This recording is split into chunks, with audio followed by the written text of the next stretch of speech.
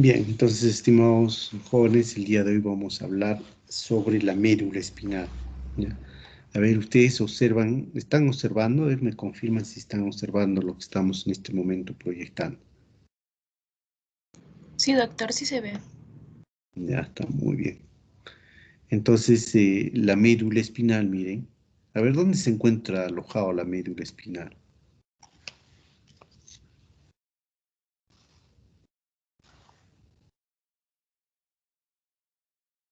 En la columna vertebral. En la columna vertebral, ¿no? Y la columna vertebral, pues, está formada por ¿quiénes? Por vértebras. Por vértebras, muy bien. Y las vértebras, en cada vértebra tiene un agujero, que es el agujero vertebral. Y cada vértebra pues va a formar al final un conducto, ¿no? Donde va a estar alojado la médula espinal, ¿no? Entonces, ¿se acuerdan cuántas vértebras tenemos aquí en el cuello? ¿Cuántas vértebras tenemos en el tórax, ¿no? En la cavidad abdominal, ¿no? Y también en la cavidad pelviana.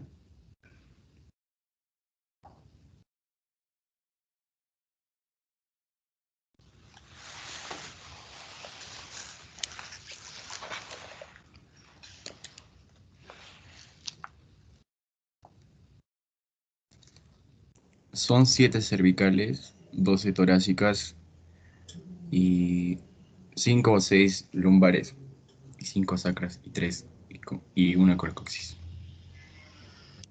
Son 5 lumbares, ¿no? 5 sacras.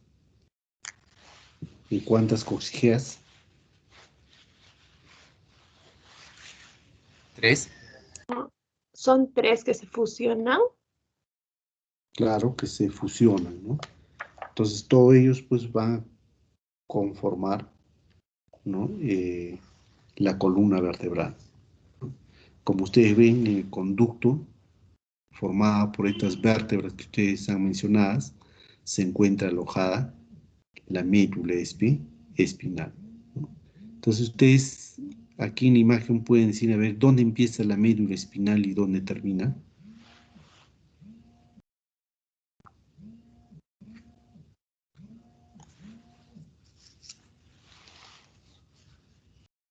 La médula empezaría en el tronco del encéfalo y terminaría en, a la altura del coxis.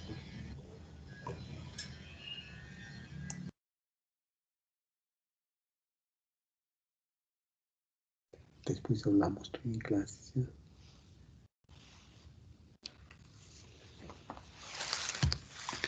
Bien, entonces como ustedes pueden observar, ¿no? Miren, la médula espinal empieza, ¿no? Desde el agujero occipital, ¿no? A la altura de la C1, de la primera cervical, y va a terminar aquí, ¿no? Termina aquí, a ver qué dice aquí, termina en el cono medular.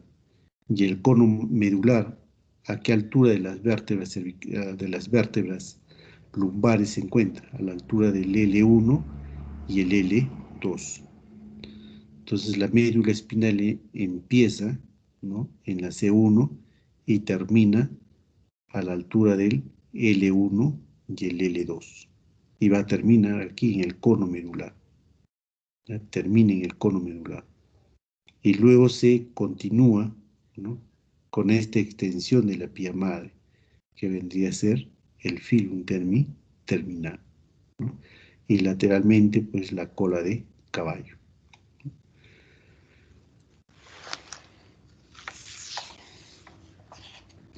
Entonces, como ustedes pueden observar, la médula espinal es parte de ¿quién?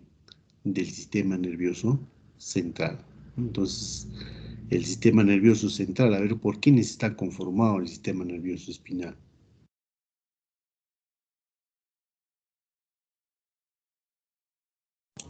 El encéfalo y la médula. ¿No? Entonces, aquí ya vemos parte de ello, ¿no? Entonces, el sistema nervioso central corresponde al encéfalo, ¿no? La parte superior al encéfalo. Y luego al tronco encefálico, ¿no? El tronco encefálico tiene tres partes, ¿no? Tiene una parte superior que está conectada con la parte más profunda del encéfalo, que es el mesencéfalo, ¿no? Por debajo del mesencéfalo se continúa con el puente de Barolio. Por debajo del puente Barolio, el bulbo raquídeo. Entonces, el tronco encefálico tiene estas tres partes. Y el tronco encefálico, pues, caudalmente, ¿no? Caudalmente al tronco encefálico se continúa, como ustedes ven, con la médula espinal, ¿no? Se continúa con la médula espinal. Entonces, vuelvo a repetir, es aquí donde se inicia la médula espinal, ¿no? En la parte inferior del bulbo raquídeo. Entonces, el bulbo raquídeo, pues, se encuentra dentro del cráneo. Imaginemos aquí más o menos, miren, acá está el agujero occipital, ¿no? Por encima del agujero occipital, el bulbo raquídeo. Y por debajo del agujero occipital se continúa ya, ¿no? ¿Con quién? Con la médula espinal. Vuelvo a repetir, a la altura del tejido óseo de la primera vértebra cervical, que corresponde a la C1, ¿no? La primera vértebra cervical. Y esta va a terminar pues a la altura, ¿no? Entre la primera y la segunda vértebra lumbar. Es ahí donde termina la médula espinal, ¿no? Es ahí donde termina la médula espinal. Y va a terminar formando este engrosamiento en la parte inferior, que se le conoce también como el cono medular, ¿no? Termina en el cono medular. Y luego dijimos que el cono medular pues se continúa con el filum terminal, ¿no? Se continúa con el filum terminal. Ustedes se dan cuenta entonces que la médula espinal pues tiene dos engrosamientos, ¿no? Un engrosamiento superior y otro inferior. El engrosamiento superior, ¿no? Que corresponde a esta parte que es a nivel del cuello, que es la cervical, ¿no? Entonces, de este engrosamiento cervical están saliendo todos estos ramos espinales, ¿no? Que al final van a conformar el plexo braquial, ¿no? Que van a formar el plexo braquial. Entonces, como ustedes también pueden observar que de la médula espinal van a salir los nervios raquídeos o nervios espinales, ¿no? Entonces, los nervios raquídeos o nervios espinales corresponden al sistema. ¿A qué sistema? A ver. Nervioso periférico. Muy bien, al sistema nervioso periférico. ¿Cuántos nervios espinales corresponden al sistema nervioso periférico?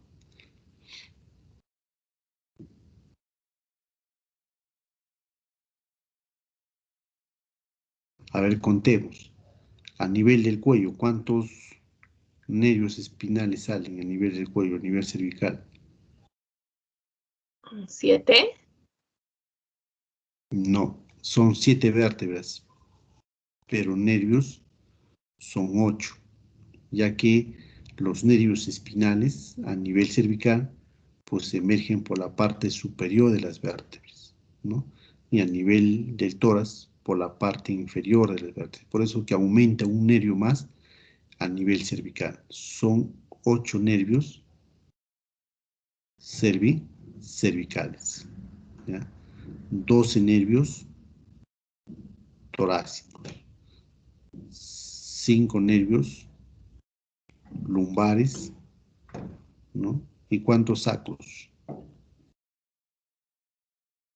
5. 5 también. Y luego, pues, las últimas corresponden a la parte coxigea. Entonces, son 31 pares de nervios espinales, ¿no? Que van a dar la médula espinal. Y también los otros nervios que corresponden al sistema nervioso periférico son los nervios que salen dentro del cráneo. ¿Cómo se llaman ellos? A ver, que también son parte del sistema nervioso periférico.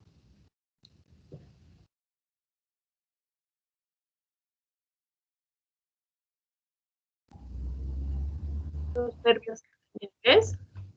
¿Cómo?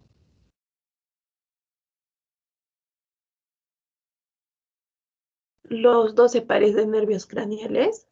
Muy bien, sí, sí, correcto.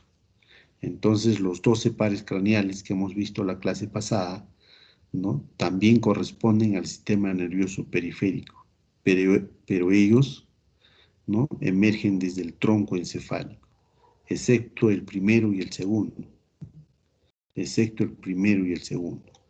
¿no? A partir del tercero al 12º par craneal, todos ellos emergen del tronco encefálico, ¿no? Que también corresponden al sistema nervioso periférico. Entonces, como observamos aquí en esta imagen, ¿no? También la médula espinal pues tienen estos dos engrosamientos. Un engrosamiento cervical, ¿no? Que está conformado este plexo, que es el plexo braquial, ¿no? Encargado de dar inervación al miembro superior, ¿no? Y el plexo braquial pues está formado por ¿quiénes? A ver, ¿se acuerda por quién está formado el plexo braquial?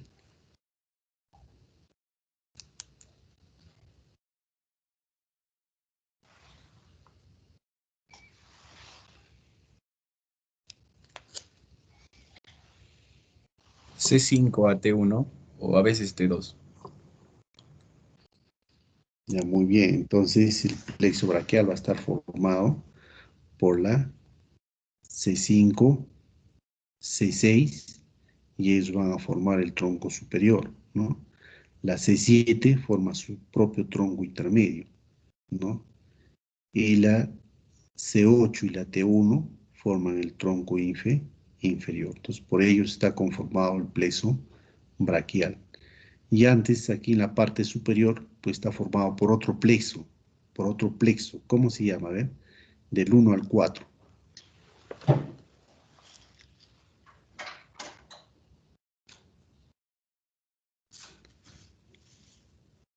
Que va a dar sensibilidad a toda la parte anterolateral del cuello. Plexo cervical superficial. Muy bien, el plexo cervical superficial, ¿no? Entonces, el plexo cervical superficial, formado por la C1 hasta la C4, ¿no? Encargados de dar inervación sensitiva al cuello, ¿no? La parte lateral y anterior del cuello, ¿no? A ver si recuerdan cuáles son esos nervios, ¿cómo se llaman? Dijimos se divide en 4 raíces, 2 ascendentes, una en sentido horizontal o transversal y las otras en forma descendente.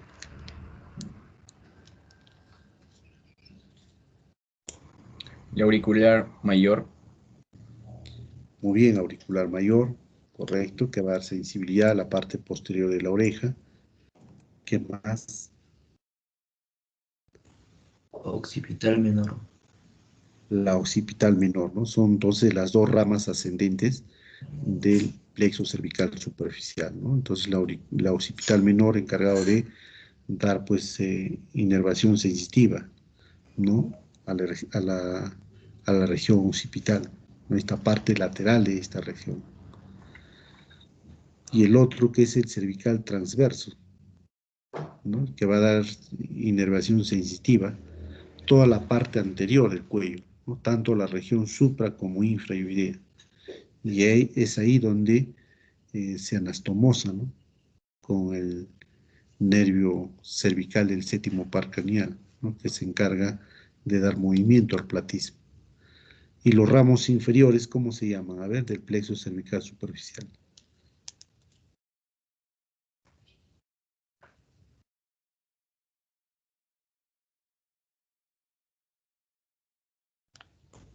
Supraclaviculares. Muy bien, los supraclaviculares, ¿no? Los supraclaviculares. Todos los supraclaviculares se dividen en 3 raíces, ¿no? Uno que es medial, intermedio y lateral, ¿no? Entonces, el medial, que encargado de dar sensibilidad a la parte anterior e inferior del cuello. La intermedia, ¿no? Que da inervación sensitiva al hombro. Y la lateral, pues da inervación sensitiva, ¿no? A la parte anterior que corresponde al músculo trapecio, ¿no? Toda esta parte anterior del músculo trapecio. Y también a las fibras posteriores del músculo deltoides, ¿no? Entonces, a la parte posterior del hombro también va a dar sensibilidad este nervio, ¿no? Que es el nervio supraclavicular lateral. Muy bien, entonces son los nervios espinales pues, que se encuentran a nivel del cuello, ¿no? Y los nervios torácicos, pues que ya ustedes también lo hemos estudiado en la caja torácica, ¿no? Que dijimos que son 12 nervios torácicos pues, que recorren no por el canal o surco que se encuentra en el borde inferior de cada una de las costillas, ¿no? Y el otro engrosamiento inferior, ¿no? Que es el engrosamiento lumbar, ¿no?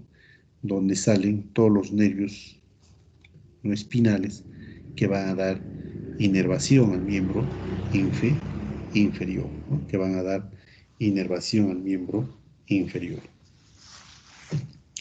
Entonces la médula espinal en la parte superior se continúa con el bulbo raquídeo, ¿no? En la parte superior entonces la médula espinal, ¿no?, es el bulbo raquídeo. Caudalmente al bulbo se encuentra la médula espinal. Lateralmente, ¿no?, de la médula espinal vamos a reconocer que está protegido por las meninges, ¿no? Entonces, ¿cuáles son las meninges de la médula espinal? Vuelvo a repetir entonces. Miren, la parte superior de la médula, donde inicia hacia arriba, el bulbo raquídeo. No nos olvidemos que el bulbo raquídeo se encuentra ya dentro del cráneo, ¿no? Entonces, caudalmente, médula espinal. Hacia la parte lateral, ¿no?, que se encuentra insertado, ¿no?, en la base de la cabeza, ¿no?, y corresponde a la protección de la médula espinal, en la parte lateral, y protege a la médula espinal, corresponde a la meninges, ¿no?, a la meninges de la médula espinal. Entonces, las meninges de la médula espinal viene de la dura madre, que es este aquí, ¿no?, la dura madre.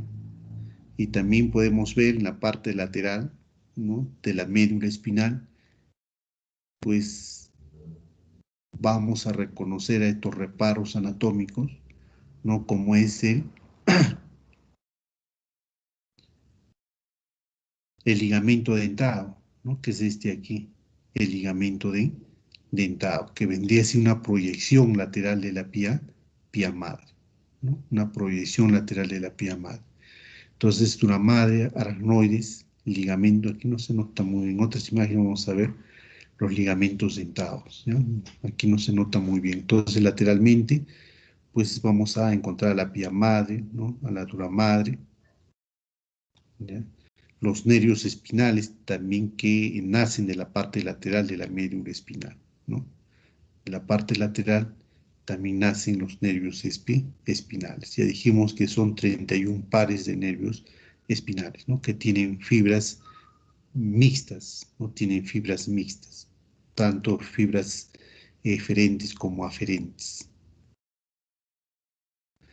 Y en la parte inferior, pues, se encuentra, ¿no?, el filum terminal, aquí, en la parte inferior de la médula espinal, el filum terminal, ¿no? El filum terminal, vuelvo a repetir, es una prolongación, ¿no?, de la pía madre, ¿no? Y este filum terminal, pues, se encuentra dentro del saco dural, ¿no?, que corresponde o está formado por la dura madre. Entonces, mire, aquí termina el filum terminal, termina acá abajo, ¿no?, donde también termina este saco, que corresponde al saco dural, que está formado por la dura madre, ¿no? Entonces, vuelvo a repetir, lateralmente, aquí nos vamos a reconocer de la médula espinal, lateralmente, de la médula espinal, ¿no? Esta es la médula espinal, lateralmente la pía madre, ¿no? La pía madre es un tejido transparente que está unido íntimamente, ¿no?, al tejido de la médula espinal. Lateralmente la pía madre, la aracnoides. Lateral aracnoides, la dura madre, ¿no? También los nervios espinales pues corresponden a esta parte lateral de la médula espinal. Y habíamos hablado también de los segmentos medulares, ¿no? Entonces dijimos que son 8 nervios cervicales, 12 dorsales o torácicos, 5 lumbares, 5 sacros y un coxigeo. Las intumescencias, dijimos, ¿no? También es sinónimo a los engrosamientos, ¿no? Que es el engrosamiento cervical, ¿no? Que corresponde al plexo braquial, y el otro engrosamiento lumbar, que es el plexo lumbar encargado de dar inervación al miembro inferior. Entonces aquí vemos en esta vista lateral, ¿no? De la médula espinal, donde se inicia, ¿no? En esta parte superior donde corresponde, ¿no? Donde se encuentra la C1, la primera vértebra cervical, ¿no? Donde se encuentra la primera vértebra cervical, ¿no? Al igual que la columna vertebral, pues no tiene la misma anatomía, ¿no? La médula espinal tiene pues una curvatura superior, tiene una curvatura torácica, ¿no? También una curvatura lumbar, semejante a la anatomía de la columna vertebral. Entonces, 8 nervios corresponden, dijimos, a los cervicales, ¿no? Y si ustedes se dan cuenta, miren que la C1, ¿no? Los nervios cervicales pues recorren por la parte superior de cada una de las vértebras cervicales. Ya a partir de la T1, ¿no? Miren, ya está recorriendo, pero por la parte inferior, ¿no? Por la parte inferior de cada una de las vértebras torácicas. Es por eso que aquí, como se inician o recorren, ¿no? Cada uno de estos nervios por encima de cada una de las vértebras, es por eso que aumenta uno más, ¿no? Es por ello que aumenta la C8. Esa es la explicación, la razón por qué hay un nervio más, ¿no? En la parte cervical. No debería ser 7, al igual que las vértebras, no, porque sus orígenes están por parte o recorren por la parte superior de cada una de estas vértebras cervicales. Es por eso que aumenta un nervio espinal más a la altura del cuello.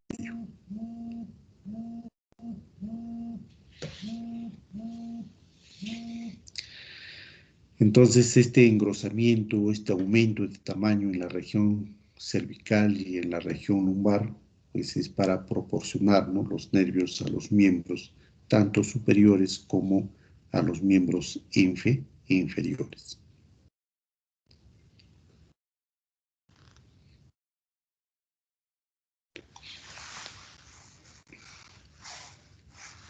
Y aquí en esta imagen, pues podemos observar de que la médula espinal, pues está terminando, como ya habíamos indicado, a la altura de la vértebra lumbar 1 y la L2. A esa altura termina, ¿no? A través del cono medular. Y luego, pues lateralmente se continúa con la cola de caballo, ¿no? Todo esto de aquí corresponde a la cola de caballo, ¿no? Y en la parte media, pues el filum terminal. Ustedes pueden ver aquí, miren, el filum terminal es la prolongación, ¿no? Del cono medular. Dijimos que este filum terminal, pues, es un alargamiento que corresponde a la pía madre, ¿no? Es una parte que se prolonga hacia la parte inferior de la pía madre. La otra continuación de la pía madre corresponde a los ligamentos dentados, ¿no? Eso también lo vamos a reconocer luego.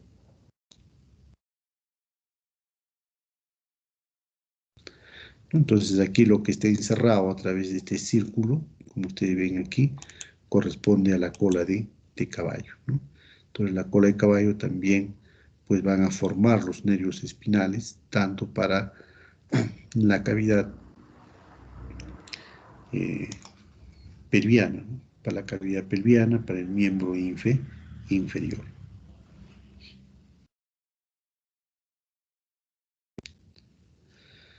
Bien, entonces aquí a la médula espinal, pues lo vamos a reconocer, ¿no? Que está protegida por la dura madre. Entonces la meninges de la médula espinal corresponde a la parte más externa, a la dura madre, ¿no? Luego vemos a la aracnoides, ¿no? Al espacio subaracnoideo y luego a la pía madre, ¿no? En este caso que contornea toda la anatomía de la médula espinal y que está adherido hacia el tejido que corresponde a la médula espinal. Entonces, en esta imagen también podemos reconocer de que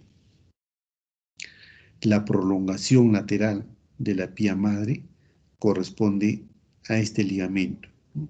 Este ligamento que se encuentra entre las raíces o filamentos anteriores y posteriores. Entonces, el ligamento dentado es el que separa a estas raíces, tanto anterior como posterior, ¿no? Está separando. Este ligamento dentado, también dijimos, es una prolongación lateral de la pía madre, ¿no? Como ustedes observan, se inserta en la cara interna de la dura madre, ¿no? Se inserta en la cara interna de la dura madre. Por el espacio subaracnoideo, pues está recorriendo el líquido cefalorraquídeo, ¿no? Que tiene una protección hidráulica, ¿no? Para la médula espinal. Y también podemos reconocer ahí pues que están recorriendo, ¿no? Las arterias y venas de la médula espinal. Aquí arriba podemos observar que los nervios espinales, ¿no? Nacen a través de estas dos raíces, ¿no? La raíz anterior, la raíz posterior y la raíz anterior. Las raíces posteriores son sensitivas y la raíz anterior es motor, ¿no? Entonces, ¿cómo reconocemos esta raíz que es posterior? Por este ganglio, que es el ganglio sensitivo del nervio espinal posterior. Entonces, ambas raíces se unen y aquí se forma el nervio espinal, ¿no? O también conocido como el nervio raquídeo. Y este nervio raquídeo ya tiene fibras mixtas, ¿no? Fibras mixtas. A la vez, estas fibras mixtas de este nervio espinal van a dar ramas colaterales. La primera rama es la meninge, para la meninges de la médula espinal. Las otras corresponden a la rama anterior del nervio espinal, que es la más gruesa, y la más delgada es el ramo posterior del nervio espinal. Este se encarga de dar inervación toda la parte anterior del cuerpo, ¿no? Y el ramo posterior o dorsal es el que da inervación, ¿no? También sensitiva y motora, toda la parte posterior o al dorso del cuerpo.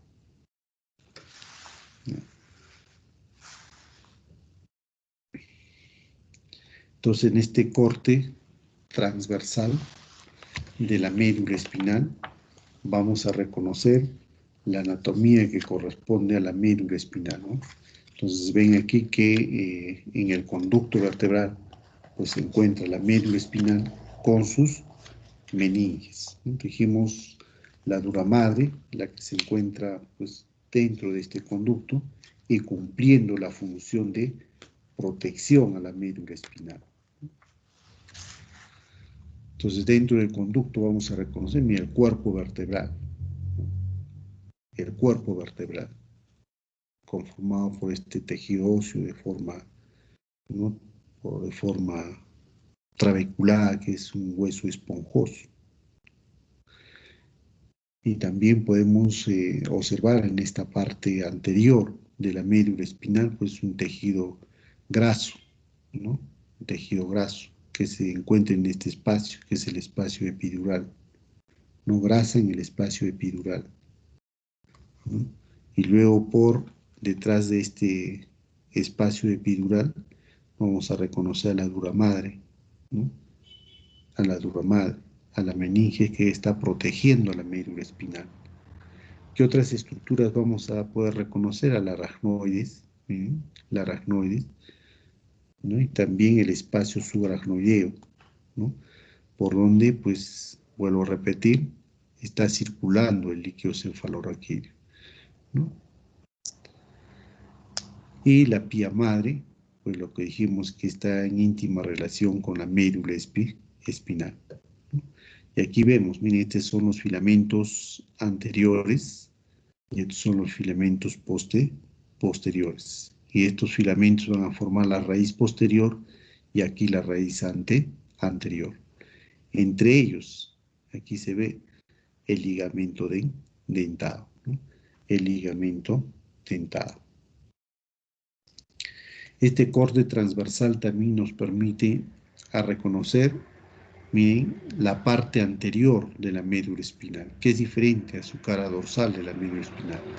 La cara anterior se caracteriza porque este surco medular anterior es mucho más profundo, ¿no?, que la posterior. La posterior también tiene su surco, ¿no?, posterior, medular posterior, pero es más superficial este surco, ¿no? La anterior es mucho más profundo por esta fisura, ¿no? Es por eso que nos podemos dar cuenta en un reconocimiento anatómico de una médula espinal. La cara anterior, esta fisura o este surco medular anterior es mucho más profundo que la posterior, ¿no? En este corte también podemos ver el asta lateral de la sustancia gris de la médula espinal, ¿no? El asta lateral de la sustancia gris de la médula espinal, ¿no?, donde se encuentran los cuerpos neurales en la médula espinal. ¿Qué más podemos reconocer? En la parte posterior, pues el plexo venoso, ¿no?, que corresponde al drenaje de la médula espinal, ¿no?, el plexo venoso vertebral, que se encuentra en la parte interna, en este espacio epidural. Entonces también puedo reconocer aquí, miren, la raíz anterior, la raíz posterior. La raíz posterior dijimos que se caracteriza por tener este ganglio, que es el ganglio sensitivo del nervio espinal, ¿no?, de esta raíz posterior. Los dos se juntan y forman el nervio espinal, ¿no? Y de este nervio espinal pues salen estos ramos, ¿no?, que son ramos meningios, ¿no?, que van a dar sensibilidad a la madre de la médula espinal. Y luego este nervio espinal, pues el más grueso es el ramo anterior, ¿no?, el ramo anterior o ramo ventral. Y este delgado, pues el ramo posterior, ¿no? Y el ramo anterior es el que se une a la cadena del simpático, ¿no?, a los ganglios del simpático, a través de estas raíces comunicantes, como es el blanco y el gris. Entonces el ramo anterior de la médula espinal o del nervio espinal se une con la cadena del simpático a través de estos ramos comunicantes, como es el blanco y el gris. Aquí podemos ver todo entonces el recorrido de este nervio, que es el nervio, el ramo dorsal, ¿no? Es el ramo dorsal, que va a dar inervación motora para los músculos, ¿no?, que se encuentran en la espalda o en el torso del cuerpo, y también va a dar inervación cutánea, ¿no?, a la piel de la espalda o del dorso del cuerpo. Y este nervio, pues ya dijimos que son los nervios intercostales, ¿no?, que recorren no solamente el nervio, sino también la arteria y la vena intercostal, ¿no?, recorriendo por el surco inferior de cada una de las costillas.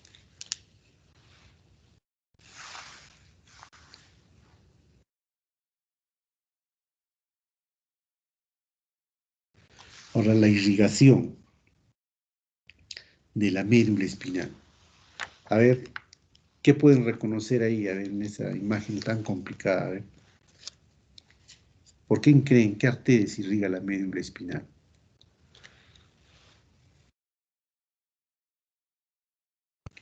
Esta imagen es una vista anterior, ¿no?, sacada del néter.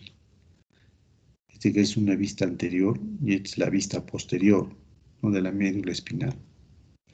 No, pero se puede notar claramente. A ver, ¿qué arteria es este aquí? A ver.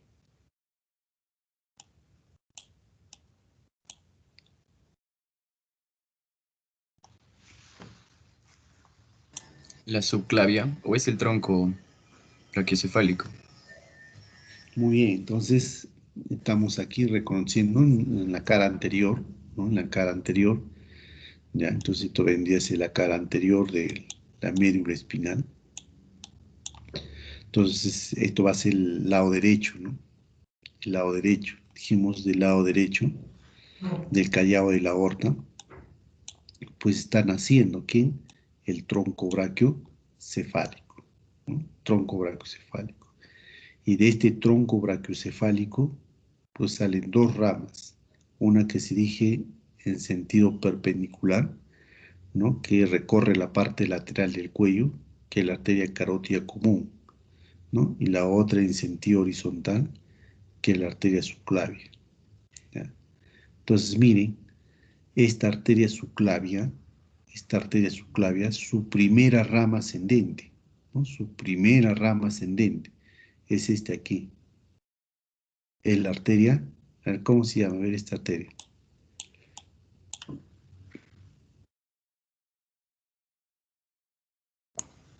La arteria vertebral. La arteria vertebral. Muy bien, la arteria vertebral. Y la otra rama que también es de la subclavia, pero es en sentido descendente aquí. ¿Qué se llama? A ver. La torácica. Torácica interna, ¿no? La segunda rama, que es esta acá, el tronco cervical. El otro tronco es el costo cervical, también en ramas de la arteria subclavia. Pero en esta oportunidad, ¿no? Solo mencionando nomás para recordar un poco sobre las otras ramas colaterales de la arteria subclavia. Entonces, la primera rama, ¿no? Que es este aquí, ya lo reconocieron, que es la arteria vertebral. La teoría nos dice que ingresa o recorre los conductos o los agujeros transversos, ¿no? De las vértebras cervicales. Entonces, ¿se acuerdan la anatomía de las vértebras cervicales? ¿Cómo se diferencian de las vértebras torácicas y de las vértebras lumbares? ¿No? ¿Qué no tienen las vértebras torácicas? ¿Qué tienen las vértebras cervicales? En su apófisis transversa tienen los agujeros transversos, ¿no? Y por esos agujeros transversos recorre la arteria vertebral. Entonces la teoría nos dice que a la altura de la sexta vértebra, ¿no? A la altura de la sexta vértebra cervical, ¿no? Ingresa por el agujero transverso. Y luego se dirige hasta la parte superior de la C1, donde se incurva, mira, es este encurvamiento, para luego dirigirse hacia la articulación atlanto-occipital e ingresar por el agujero magno o el agujero occipital hacia la parte interna, ¿no? Del endocráneo. Y es ahí, recorre por la parte anterior del bulbo raquídeo, ¿no? Recorre la parte anterior del bulbo raquídeo, ¿ya? Entonces, estas arterias vertebrales, estando dentro del cráneo, recorriendo la parte anterior del bulbo raquídeo, va a dar, mire, estas dos ramas colaterales, ¿no? Va a dar estas dos ramas colaterales. Y estas dos ramas colaterales se fusionan para recorrer todo el conducto, no, perdón, para recorrer todo el surco medular anterior. Entonces, ¿cómo se llamará esta arteria?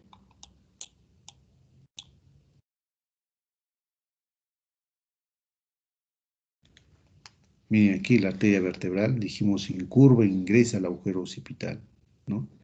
Pero por la cara anterior. En la cara anterior encontramos al bulbo raquídeo. El bulbo raquídeo tiene anatomía, ¿no? Un surco medular anterior, tiene las pirámides bulbares, ¿no? El surco preolivar, la oliva, el surco posolivar. Entonces te estás subiendo por la parte anterior, ¿no? Del bulbo. Entonces, antes de fusionarse, ambas arterias vertebrales va a dar ramas colaterales. Y estas ramas colaterales se fusionan y va a dar origen a la arteria espinalante anterior, ¿no? La arteria espinalante anterior. ¿Ya? Miren, hasta esta altura es el territorio de irrigación, ¿no?, de la arteria espinal anterior, que es rama de las arterias vertebrales. Aquí va a proporcionar más sangre arterial, ¿no?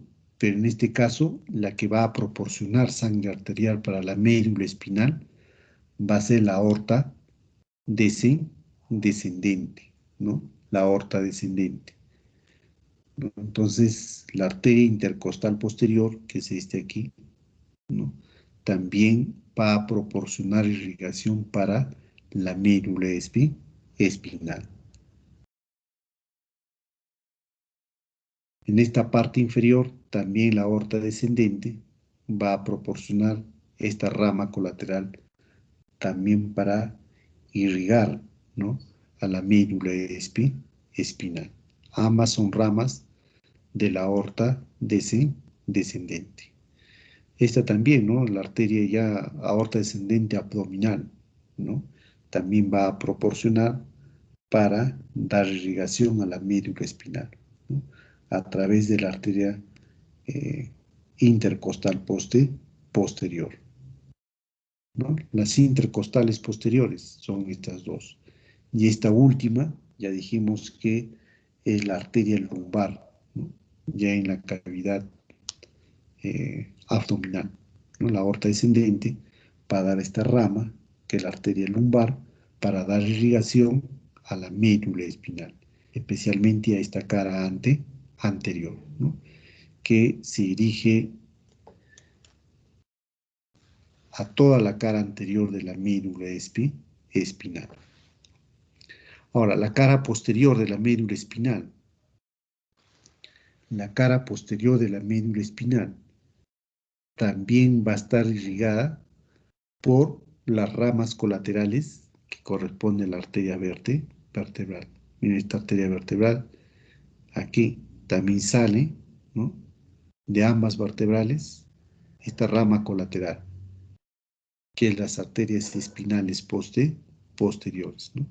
Las arterias espinales posteriores también encargadas de dar irrigación a la parte posterior de la médula espinal, ¿no? Las otras arterias que proporcionan sangre arterial para la médula espinal son las arterias intercostales posteriores. Las arterias lumbares también van a proporcionar irrigación a la médula espinal, ¿no? En la parte inferior, las arterias sacras también van a proporcionar irrigación para esta parte inferior que corresponde a la cola de caballo. Entonces, de esa forma, la médula espinal y la cola de caballo pues van a estar irrigadas por las arterias, ¿no? La parte superior, dijimos, la arteria vertebral. La parte media, por las arterias intercostales, ¿no? La parte inferior de la médula espinal, por la arteria lumbar, ¿no? Y la cola de caballo, pues, por las arterias lumbares y también por las arterias sacras, ¿no? De esa forma se irriga a la médula espinal, ¿no? De esa forma está irrigada la médula espinal. Entonces aquí con mucha más claridad pues podemos identificar los 31 pares, ¿no?, que corresponden a los nervios espinales. Dijimos 8 corresponden a los nervios cervicales, ¿no? Como ustedes ven, miren, todos emergiendo por la parte superior, ¿no?, de las vértebras cervicales. A partir de la T1, pues corresponde por la parte inferior de las vértebras torácicas. Entonces son 8 cervicales, 12 torácicas, 5 lumbares, ¿no?, 5 sacros y un coxígeo, ¿no?, y un nervio coxígeo. Entonces estos 31 pares craneales pues emergen desde la médula espinal. Entonces, como ustedes ven, pues la médula espinal está dentro, ¿no?, de este foramen o de este conducto, que es el conducto intervertebral, ¿no? Y este conducto intervertebral pues está formado por la unión, ¿no?, o la articulación de cada una de estas vértebras que hemos mencionado. Y también podemos ver que por el foramen, ¿no? Por el foramen intervertebral, pues no se pueden notar las raíces anteriores y posteriores de cada uno de estos nervios espinales.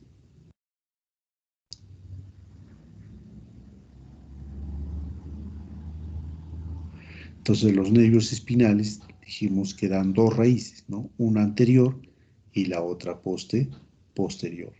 También conocidas como las ramas primarias posteriores o también conocidas como las ramas primarias anteriores.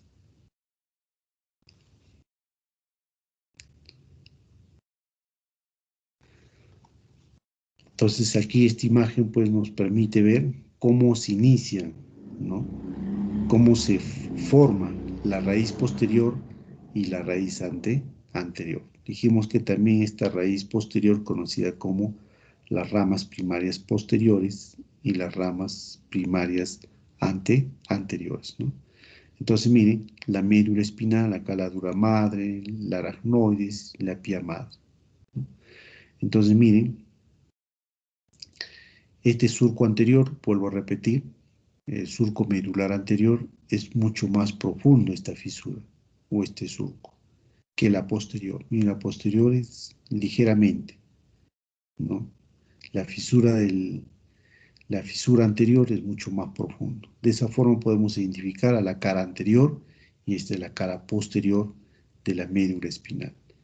Entonces, esta cara anterior también tiene dos surcos, ¿no? Que son los surcos anterolaterales, ¿no? Entonces, de este surco anterolateral emergen estos filamentos, ¿no? Estos filamentos que corresponden a la raíz anterior,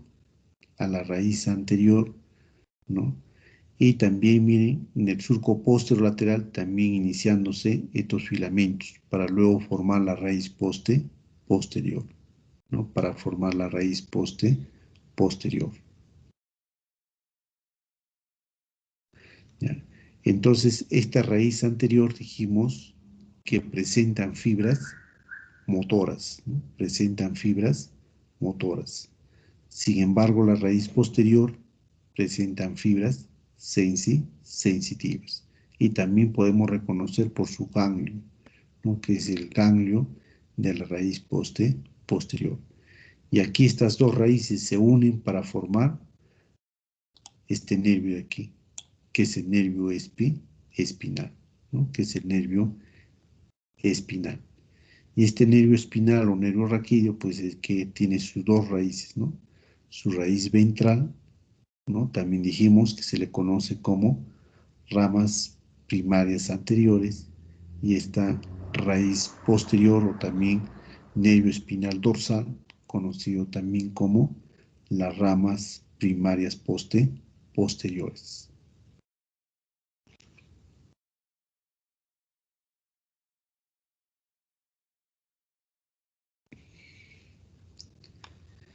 Entonces las ramas dorsales, ¿no? Las ramas dorsales son los que van a dar sensibilidad a esta parte posterior del cuello, ¿no? Entonces, miren, esta raíz o esta rama dorsal, ¿no? Es el que da inervación tanto sensitiva como motor a esta parte posterior, ¿no? Que corresponde en este caso a la nuca y también a la parte posterior del cuello. Todo esto de aquí es la región de la nuca, ¿no? Todo esto de aquí es la región de la nuca, donde podemos encontrar al nervio occipital mayor, ¿no? Al nervio occipital 3, ¿no?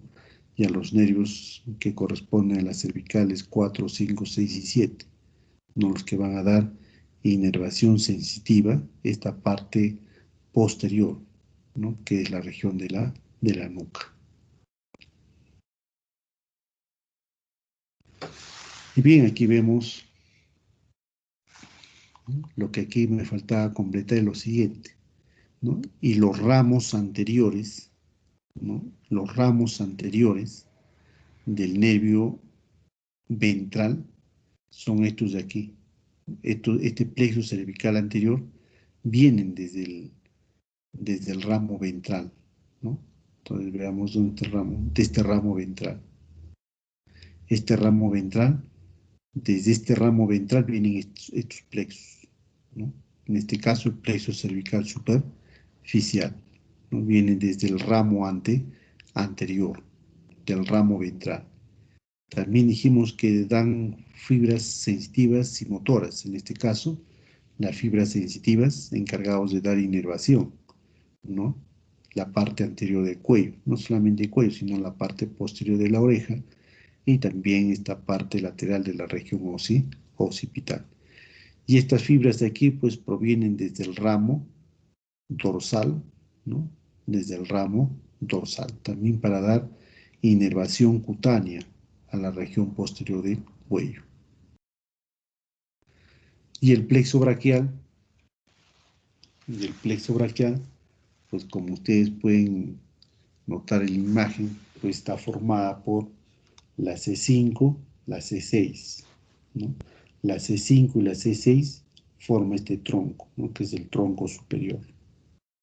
La C7 forma su propio tronco, ¿no? Que es el tronco medio.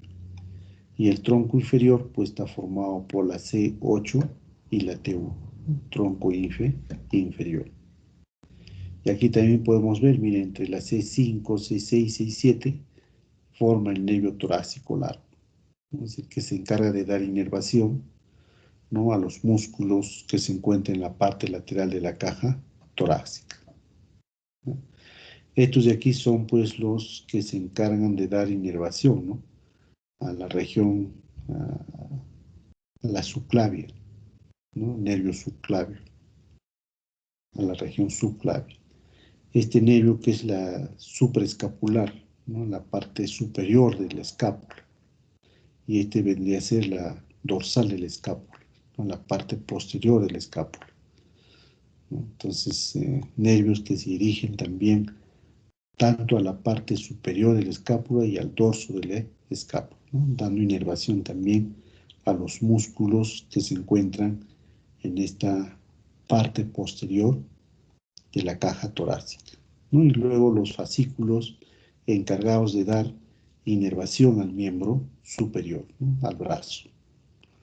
Entonces en el cuello vamos a poder reconocer, ¿no? Que estos nervios espinales pues nacen desde la C5 a la T1 y estas van a formar este plexo que es el plexo braquial, ¿no? Y hacia arriba del C4 al C1 forma pues el plexo cervical superficial, ¿no? Todos estos pues nacen desde el ramo ventral, ¿no? De la médula espinal, del ramo ventral de los nervios espinales o de los nervios raquídeos. Y en el plexo lumbar pues también estamos observando que desde la L1, L2, L4 nos van a formar para dar inervación al miembro inferior. También estos se originan pues desde los ramos ventrales, ¿no? De los nervios espinales.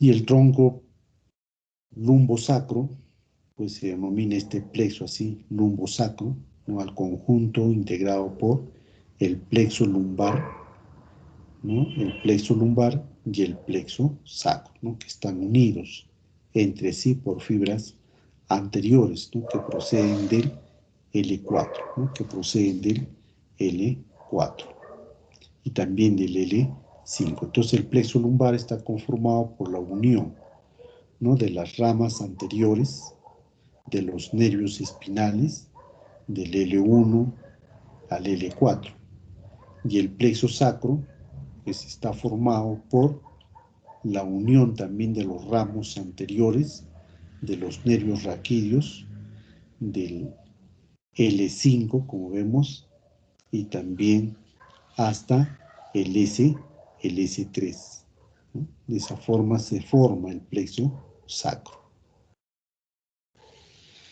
Y de una parte de el L4 al S4, ¿no? Que se denomina el tronco lumbosacro, a la unión de la rama anterior del L5 con una rama comunicante que corresponde al L4.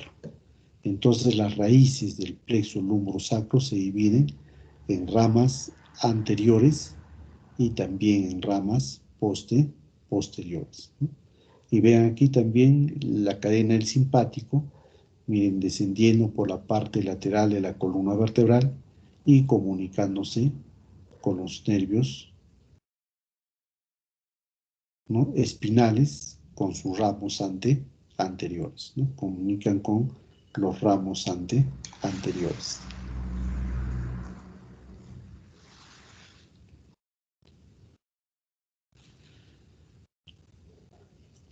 Bien, entonces el sistema nervioso autónomo pues está conformado por esta cadena de aquí, que es la cadena del simpático, ¿no? El sistema nervioso autónomo.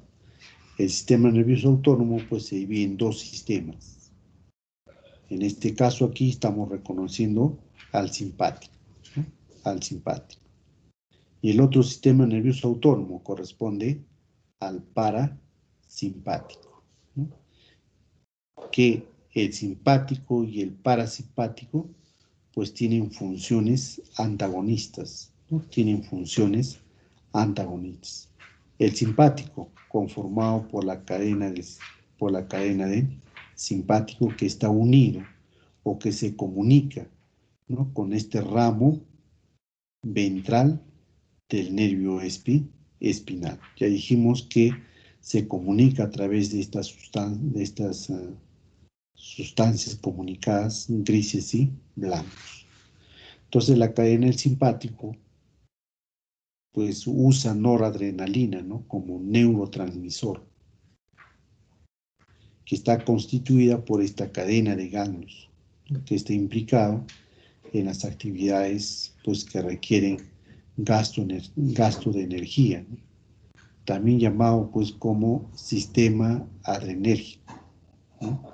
O también conocido como el sistema noradrenérgico, ya que es el que prepara al cuerpo, ¿no? Para la reacción o una situación de estrés. Entonces, cuando la persona pues siente que está en peligro, ¿no? Entonces, a través del sistema simpático, pues va a reaccionar, ¿no? Va a tener que huir del lugar porque se va a sentir uno en peligro. Entonces, este sistema pues prepara al cuerpo humano, ¿no? Ante una situación ya sea de huida o ante una situación de estrés.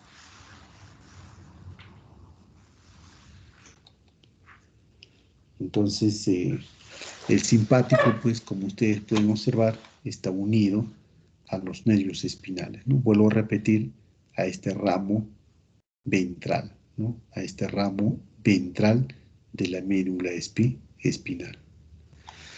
Entonces, el sistema nervioso autónomo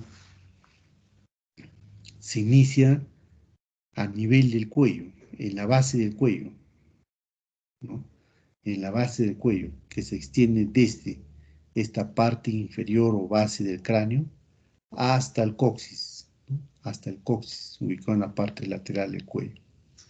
Entonces la cadena del simpático, pues a nivel del cuello, tiene estos tres ganglios, ¿no? El ganglio cervical superior, el ganglio cervical medio y el ganglio cervical estrellado. Como ustedes pueden observar, que estos ganglios cervicales están comunicándose con este ramo ventral del nervio espinal a través de los ramos comunicantes grises y blancos. También vamos a reconocer en la caja torácica, ¿no? A los 11 ganglios torácicos, ¿no? A los 11 11 o 12 ganglios torácicos, ¿no?, que se encuentran en la caja torácica, también que están pues comunicados, ¿no?, con los ramos ventrales del nervio espinal, ¿no?, que recorren junto con ¿quién? Con el paquete vasculonervioso, ¿no?, intercostales, ¿no?, el nervio, la vena y las arterias intercostales. Entonces los ganglios se unen a los nervios espinales mediante sus ramos comunicantes, como ya hemos dicho, ¿no? Y también podemos reconocer, ¿no?, a la cadena del simpático, que está pues en comunicación también con los ramos ventrales, ¿no?, a nivel lumbar, ¿no?, a nivel lumbar. Y veamos esta imagen, nos ayuda a reconocer cómo está unido, ¿no?, la cadena del simpático. Miren, aquí vemos la médula espinal, ¿no?, el surco medular anterior, el surco medular posterior, estos dos surcos anterolaterales, los surcos posterolaterales, ¿no?, de este surco anterolaterales, ¿no?, cómo nacen estos filetes o filamentos, ¿no?, ventrales. Dijimos ya que son fibras motoras, ¿no?, y estos filamentos al final van a formar esta raíz, que es la raíz ventral. Igual, los filetes o los filamentos posteriores van a formar a la raíz posterior. Ambos se unen y aquí forma el nervio espinal o nervio raquídeo, ¿no?, nervio espinal o nervio raquídeo. Su primera rama es esta recurrente, ¿no?, que se va directamente hacia la meninges de la médula espinal, ¿no?, su ramo meningio, que ya tiene fibras mixtas, ¿no?, para dar inervación a las meninges de la médula espinal. Este ramo más voluminoso, que es el ramo ventral, ¿no?, el ramo ventral. Este ramo ventral es el que entra en comunicación, ¿no?, con la cadena del simpático a través de estos ramos comunicantes, tanto gris como blanco, ¿no?, este ramo comunicante gris y el ramo comunicante blanco. Y ven, el más delgado, ¿no?, es el ramo dorsal, el ramo que se va hacia la parte posterior del cuerpo, ¿no?, también para dar inervación motora y inervación sensitiva a la parte cutánea del dorso del cuerpo. Entonces, de esa forma está unido, ¿no?, la cadena del simpático con el ramo ventral del nervio espinal. Entonces, aquí podemos ver que el nervio del simpático, pues perdón, la cadena del simpático, ¿no?, están unidas por cómo se unen, ¿no?, con los nervios espinales, ¿no? Y la función de la cadena del simpático pues va a ser dilatar las pupilas, inhibe la salivación, relaja los bronquios y aumenta la frecuencia cardíaca, ¿no?, aumenta la frecuencia cardíaca. También va a inhibir la digestión, ¿no?, aumenta la liberación de la glucosa hepática en el hígado, ¿no? También a la glándula suprarrenal pues va a estimular la liberación de la adrenalina y la noradrenalina, ¿no? A los órganos que se encuentran en la cavidad pelviana, pues a la vejiga lo va a relajar, ¿no?, y lo va a contraer a los músculos del recto. Entonces, la acción que corresponde a la cadena del simpático. Y el parasimpático pues tiene una función antagonista al simpático, ¿no? Entonces, miren el parasimpático, ¿no?, se origina a partir del tronco encefálico, aquí dentro del cráneo, ¿no?, en esta parte superior, ¿no?, se origina aquí, y una parte inferior que corresponde a esta parte o a este segmento sacro, ¿no?, de la médula espinal. con la cual pues tiene una distribución, ¿no? Cráneo-sacra. Tiene una distribución cráneo-sacra. Ustedes se dan cuenta que el simpático no se une con los ramos ventrales, ¿no?, de los nervios espinales. Pero sin embargo el sistema parasimpático, ¿no?, tiene un segmento craneal y otro segmento sacro. De tal manera, pues esta distribución va a ser cráneo-sacro. Entonces, desde el sistema nervioso central, las fibras nerviosas preganglionares del sistema parasimpático se van a originar, ¿no?, en los núcleos de los pares craneales. ¿Se acuerdan quiénes dan inervación al ojo? A dar movimiento al ojo. ¿Se acuerdan? No.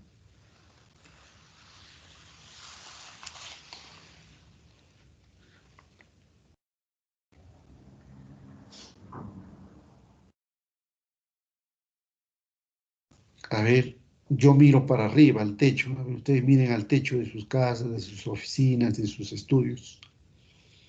¿Por qué creen que el globo ocular se va a mover hacia la parte superior para dirigir mi mirada, ¿no?, hacia arriba? Porque hay movimiento de los músculos extrínsecos del ojo. Y si hago un movimiento superior, pues es gracias a las fibras motoras de un par craneal. A ver, ¿de qué par craneal?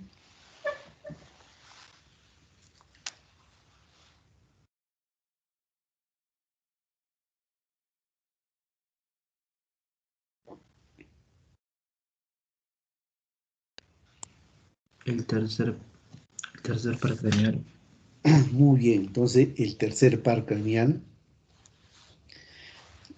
tiene fibras motoras que dan movimiento a los músculos del ojo, ¿ya? Especialmente a esos músculos que hemos indicado ahorita, ¿no?, al elevador del párpado superior y al recto superior, ¿ya? También tiene ramos inferiores que van a dar movimiento a otros músculos, ¿no?, que es al recto inferior, al recto medial y al oblicuo inferior. A ellos da inervación motora el tercer par craneal, el oculomotor. Pero este tercer par craneal también tienen fibras parasimpáticas, ¿no? Tienen fibras parasimpáticas, ¿no?, para la contracción de las pupilas del ojo, ¿no?, para contraer la pupila del ojo. Todas las fibras parasimpáticas va a contraer la pupila del ojo. Y también para los músculos ciliares del ojo, ¿no?, para los músculos intrínsecos del globo ocular.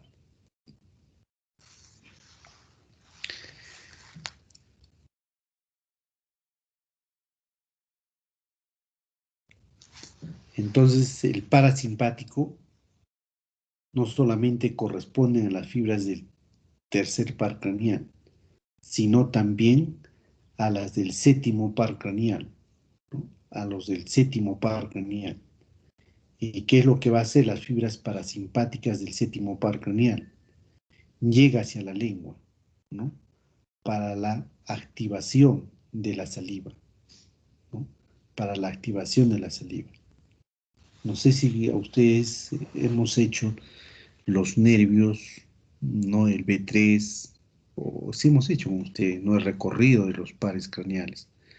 Dijimos que el séptimo par craneal, ¿no?, a través de la cuerda del tímpano, que es un nervio intrapetroso del séptimo par craneal, ¿no?, que lleva sus fibras parasimpáticas, ¿no?, y se comunica ¿con quién?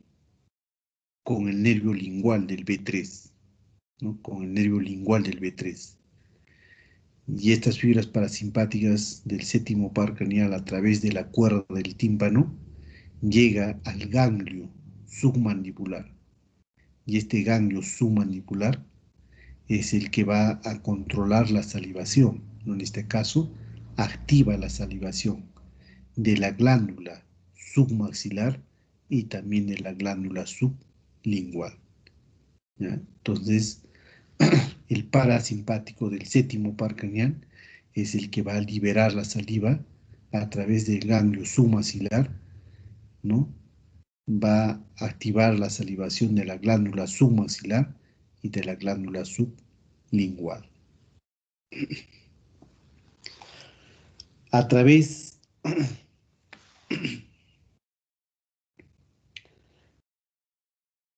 del noveno par craneal,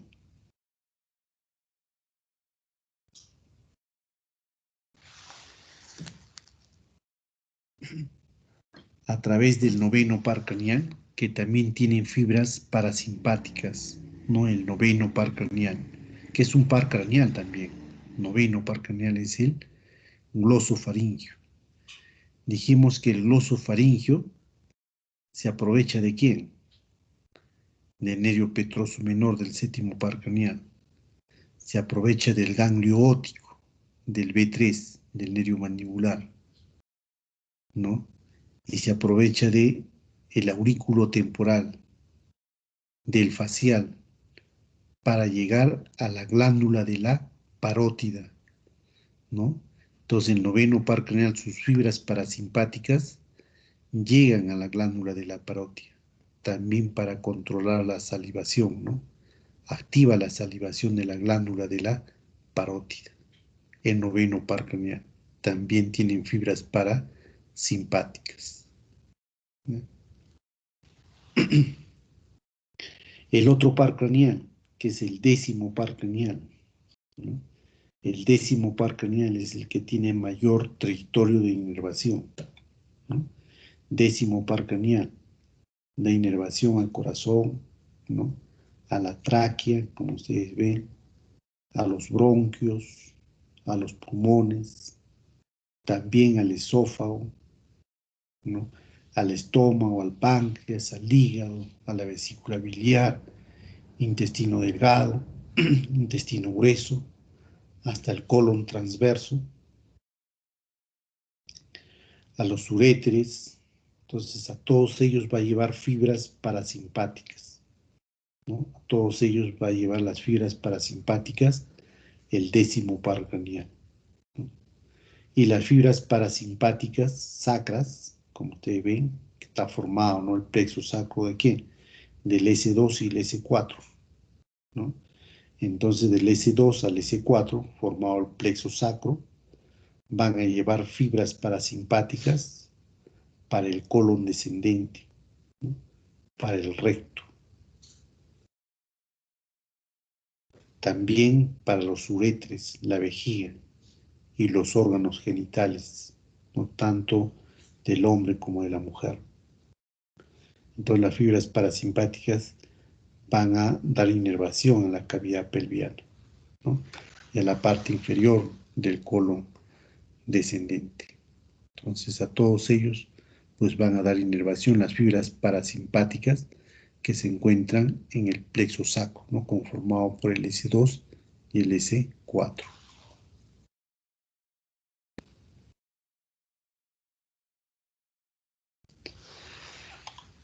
Entonces veamos aquí la médula espinal, ¿no? Desde la parte más externa, miren la dura madre, es la capa más dura, ¿no? La capa más dura, fibrosa, ¿no? Que está en la parte más externa de las meninges, la dura madre.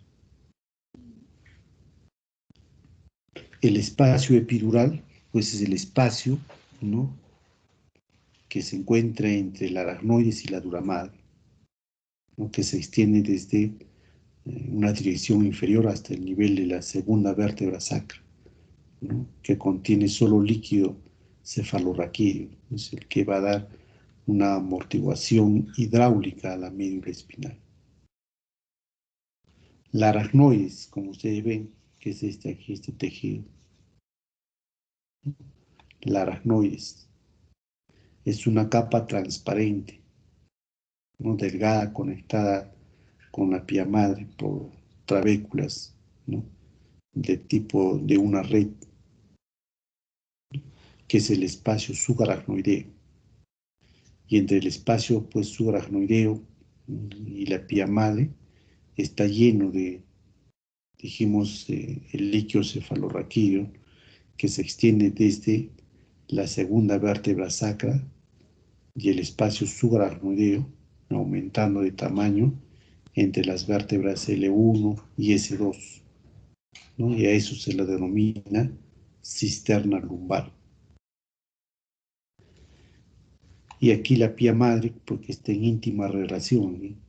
Como se nota la pía madre, ¿no? En la capa meningia más interna, ¿no? Que se adhiere a la médula espinal, por lo que generalmente esto no se puede disecar, ¿no? En una disección es muy complicado disecar la pía madre. Y también podemos observar que por fuera de la pía madre, pues se está recorriendo esta arteria, ¿no? ¿Cómo se llama esta arteria? A ver.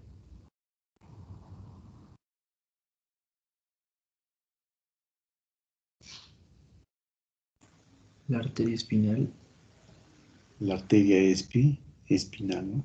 O medular anterior, ¿no? Las arterias espinales o medular anterior. En este caso, ¿qué es? ¿Anterior o posterior? A ver.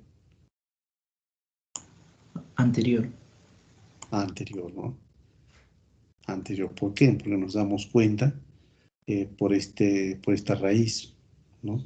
Por esta raíz anterior que están emergiendo, naciendo desde los surcos anterolaterales, ¿no? Naciendo por los surcos anterolaterales. También la sangre venosa recogiendo, ¿de dónde? De la parte o de la cara anterior de la médula espinal, ¿no?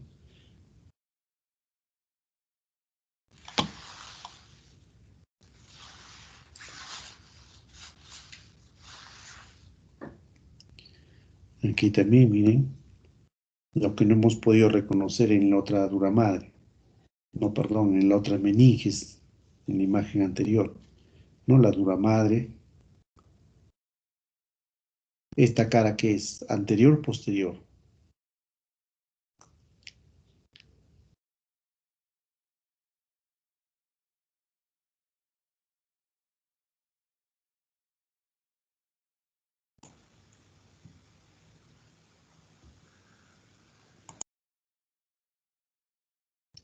A ver, corresponde a una Posterior. cara posterior, muy bien, ¿no? La cara posterior. Eso también había así como, no se demoran en poder reconocer, igual ocurría en el anfiteatro. Entonces, ¿cómo reconocer si es una cara anterior o posterior? Porque son casi iguales, ¿no? Siempre fíjense aquí, en los nervios espinales. Si ustedes ven aquí este engrosamiento, ¿no? Que es el ganglio, de la raíz posterior. Entonces esto nos va a identificar, nos va a ayudar a identificar que la cara posterior, que la cara posterior, ¿ya? Entonces, otra forma de poder identificar en el surco, ¿no? Dijimos que el surco ventral de la médula espinal es mucho más profundo, ¿no? Que la posterior. Si vamos a las astas, no vamos en una médula espinal cadavérica, no se nota esto, no se nota así como estamos notando aquí. Es mucho más delgado, menos apreciable, ¿ya? Entonces nos podemos dar cuenta por los nervios espinales y también por los surcos, ¿no? Anteriores y posteriores. El anterior siempre es más profundo, ¿ya? Entonces miren la dura madre protegiendo también a la médula espinal, la aracnoides aquí de color transparente que se inserta, ¿no? En la cara interna de la dura madre, la pía madre, ¿no? Ya dijimos que está íntimamente unido al tejido de la médula espinal, ¿no? Pero esta extensión lateral, ¿no? De la pía madre lo puedo reconocer a través de este ligamento de aquí. A ver, ¿cómo se llama ese ligamento?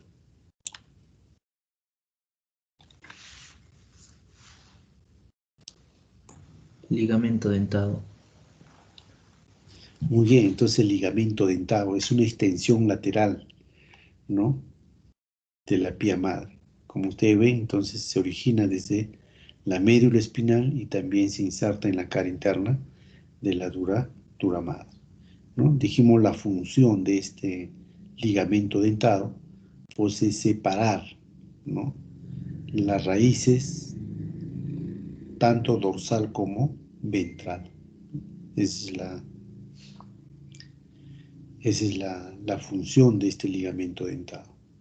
¿Y en dónde más podemos reconocer, ¿no?, una extensión de la pía madre, aparte del ligamento dentado?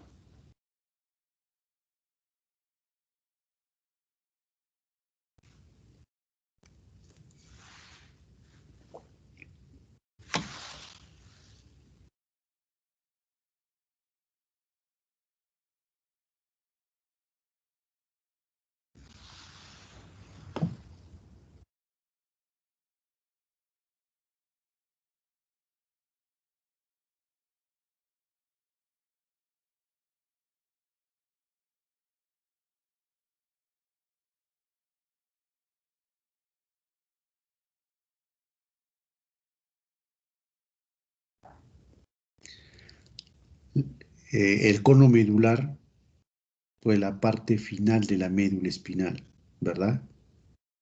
Y es un engrosamiento lumbo sacro, dijimos. Y la que se continúa hacia abajo, ¿cómo se llama?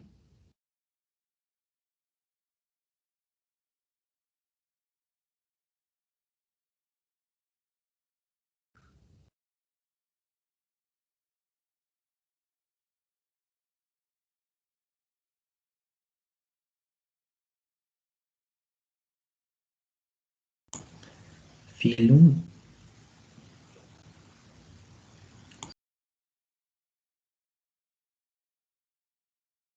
Está, ¿no?, el ensanchamiento lumbar, y dijimos aquí se continúa con esto hacia abajo. ¿Cómo se llama eso? El filum terminal, ¿no? El filum terminal. Entonces el filum terminal es también una prolongación, ¿no?, de la dura madre en la parte inferior. Y entonces la dura madre vamos a reconocerlo en estas dos prolongaciones, ¿no? Una inferior, que es el filum terminal, y los laterales, que vendrían a ser los ligamentos dentados, ¿no?, que serían los ligamentos dentados. Entonces estas estructuras que vemos aquí relacionadas a la médula espinal, ¿no? ¿Quiénes están relacionados a la médula espinal? ¿No? Esto es lo que está encerrado en este círculo, ¿no?, que se le conoce como la cola de caballo, o también algunos autores lo mencionan como cauda equina, ¿no? Cauda equina o simplemente la cola de caballo. Pues esta cola de caballo está formada por las raíces, ¿no?, posteriores y anteriores de los nervios espinales, lumbares y sacros, ¿no?, que rodean a esta estructura que he pintado de color rojo, que es el filum terminal, ¿no? Entonces el filum terminal está rodeado, ¿no?, por estas raíces, tanto posteriores como anteriores, ¿no?, que corresponden al nervio espinal o nervio raquídeo. Y en la parte media, pues el filum terminal. Entonces esta caudequina o cola de caballo, pues se localiza dentro del espacio subaracnoideo, ¿no? Y este espacio subaracnoideo, pues conocida como cisterna lumbar, ¿no?, conocida como la cisterna lumbar. Entonces, que esto pues se caracteriza por estar por debajo de este cono, que es el cono medular.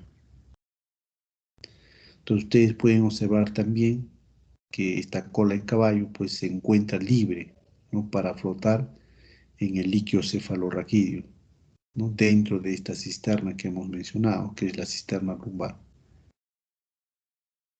Entonces, Esta cisterna lumbar pues está llena de líquido cefalorraquídeo. Y los ligamentos dentados, que ya hemos dicho de aquí, ¿no? Los ligamentos dentados son extensiones laterales de la pía madre, ¿no? Y el filum terminal pues va a ser la extensión o prolongación de la pía madre desde la punta, ¿no? del cono medular, ¿no? Desde la punta del cono medular, aquí vemos, ¿no? Desde la punta del cono medular, es una prolongación de la pía madre desde la punta del cono medular, ¿no? Hasta el nivel pues de la L2, ¿no? Hasta ahí más o menos se continúa con este film terminal. Muy bien, estimados jóvenes, hasta ahí corresponde la práctica del día de hoy, ¿no? Si hubiera alguna pregunta,